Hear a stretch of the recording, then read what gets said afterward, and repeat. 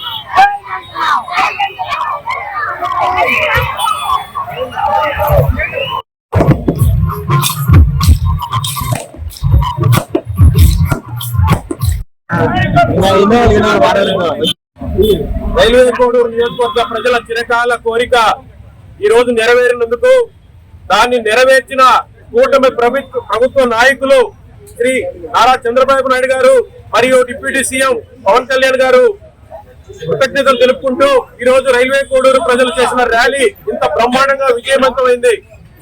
ఇక కూడా రాబోయే రోజుల్లో రైల్వే కోడూరు కావాల్సిన అభివృద్ధిని తిరుపతి జిల్లా ద్వారా సాధించుకోవాలని, దానికి నాయకులందరూ కలిసి ఐకమత్యంగా ఉంటేనే అది సాధ్యమని ఈ సందర్భంగా తెలియజేసుకుంటూ మరొకసారి మా నాయకులకి కృతజ్ఞతలు తెలుపుకుంటూ సెలవు తీసుకున్నారు.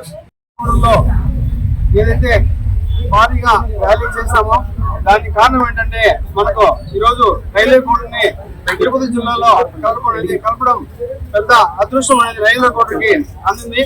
కావున ఏదైతే 18-19 రోజుల నుంచి రైల్వే కోడూరులో ప్రతి ఒక్క ఎడ్యుకేషన్ ఇన్స్టిట్యూషన్ ప్రైవేట్ స్కూల్స్ ఏదైతే ఉన్నాయో జేఏసీ సభ్యులు ఎవరైతే ఉన్నారో ప్రతి ఒక్క విద్యార్థిని కూడా రైల్వే కోడూరు ప్రజల తరఫున వారికి ధన్యవాదాలు తెలియజేస్తున్నాం. ముఖ్యంగా మన గౌరవనీయులు రాష్ట్ర ముఖ్యమంత్రి వాళ్ళు శ్రీ నారా చంద్రబాబు నాయుడు గారికి, అదేవిధంగా జనసేన పార్టీ అధ్యక్షులు శ్రీ కొణిదెల పవన్ కళ్యాణ్ గారికి రైల్వే కోడూరు తరఫున ప్రతి ఒక్కరికి పేరు పేరున ధన్యవాదాలు తెలియజేస్తున్నాను.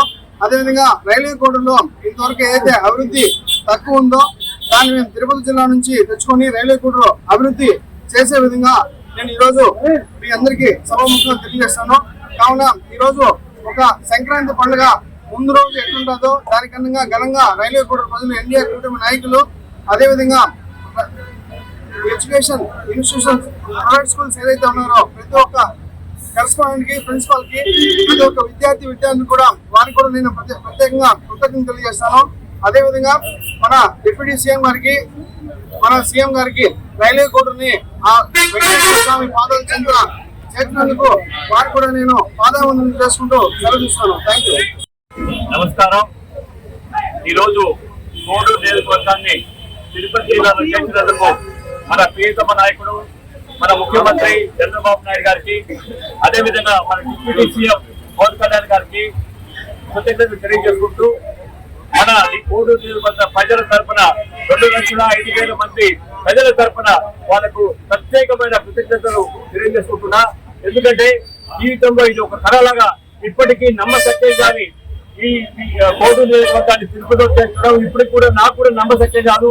అది వెంకటేశ్వర స్వామి మన కోడూరు నియోజకవర్గాన్ని ఆయన పాదాల వద్దకు చేర్చినందుకు అందరికీ ప్రతి ఒక్కరు ఎవరైతే జేఏసీ నాయకులు ప్రతి ఒక్కరు కార్యకర్తలు నాయకులు అందరూ కలిసికట్టుగా పనిచేసిన దానివల్ల ఈ కోడూరు నియోజకవర్గాన్ని తిరుపతి జిల్లాలో చేర్చడం జరిగింది.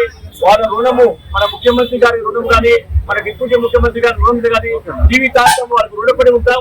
ఏదో కళలో ఊహించని విధంగా కోడూరు నియోజకవర్గాన్ని తిరుపతిలో చేర్చడం అనేది ఇది సామాన్యమైన పని కాదు. ఎన్నో ఏళ్ల కళ ఈ విధంగా నెరవేరింది కాబట్టి వాళ్ళకు మనకు ప్రత్యేకంగా మరి ఒక్కసారి మన సీఎం గారికి, మన డిప్యూటీ సీఎం గారికి కృతజ్ఞతలు తెలియజేసుకుంటూ ఒక ప్రత్యేకంగా ఒక నాయకుడు, ఒక కార్యకర్త అయితే జరిగే పని కాదు. ఇది కోడూరు నియోజకవర్గ ప్రజల ఆకాంక్షలు మన తిరుపతి వెంకటేశ్వర స్వామి పాదాల వద్దకు మన ముఖ్యమంత్రి గారు, మన డిప్యూటీ సీఎం ముఖ్యమంత్రి గారు చేర్చడం జరిగింది.